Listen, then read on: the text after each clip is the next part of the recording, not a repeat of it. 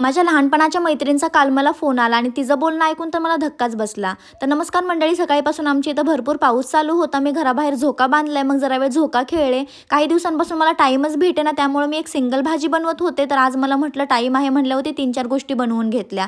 पप्पा आणि पिया इंदापूरला गेले होते, त्यावेळेस माझं हे पार्सल आलं होतं व्हॅक्यूम क्लीनरचं.